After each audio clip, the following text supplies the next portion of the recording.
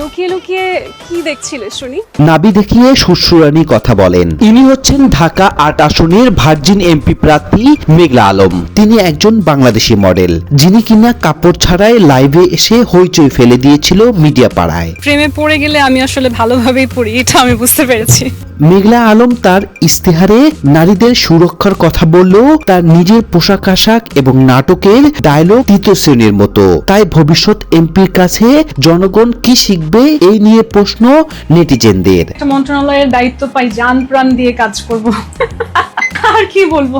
খোলামেলা পোশাক আর বিতর্ক ইতিহাস যেন মেঘলা আলমের পরিচিতির একমাত্র হাতিয়ার। নির্বাচনী প্রচারণায় মেঘলা আলম আপাততমস্ত নিজেকে ঢেকে বের হলেও নেটিজেনরা ঠিকই মেঘলা আলমকে নিয়ে রসালো ডায়লগ মন্তব্য ভরিয়ে দিয়েছে।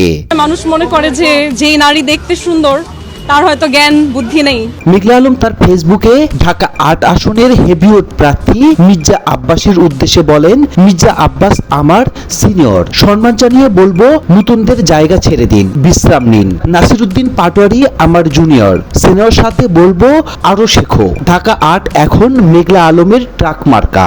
এই সুন্দরীর এই পোস্টে মির্জা আব্বাস ও নাসিরউদ্দিন পাটোয়ারির প্যান্টের চেন দুর্বল হয়ে পড়ে। কারণ বলা তো যায় না, এই সুন্দরী হটকেক মডেল যদি জনগণকে স্যাটিসফাই করে ফেলে তাহলে তো মেঘলা আলম এমপি।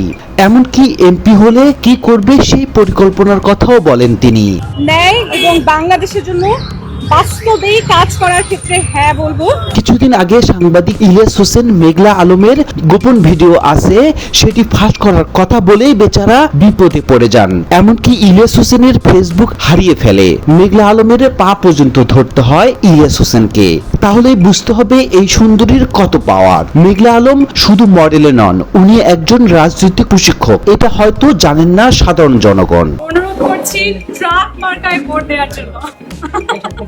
মেঘলা আলম আলোচনায় আসে বিশেষ করে সৌদি রাষ্ট্রদূত ইসার সাথে ইটিস পিটিস সম্পর্কে জড়িয়ে। বাঙালি নারী হয়ে সৌদি শেখের বউ হতে চাওয়া মেঘলা আলমকে মেনে নিতে পারেননি ইসার আগের স্ত্রী। ফলে গোপন এই সম্পর্ক একসময় গড়ায় আদালত পর্যন্ত।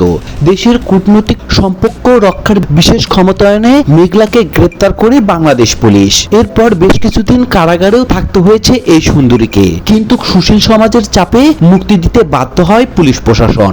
জেল থেকে বেরিয়ে নিজেকে নির্দোষ দাবি করে এবং সরকারের সমালোচনা করে আবারও আলোচনার জন্ম দেয় বিতর্কিত এই মডেল অভিনেত্রী। সেই মামলায় নিজেকে নির্দোষ দাবি করতে কোরআন শরীফ হাতে নিয়ে আদালতে হাজির হয়েছিলেন তিনি। নিজেকে ভার্জিন দাবি করেছিলেন।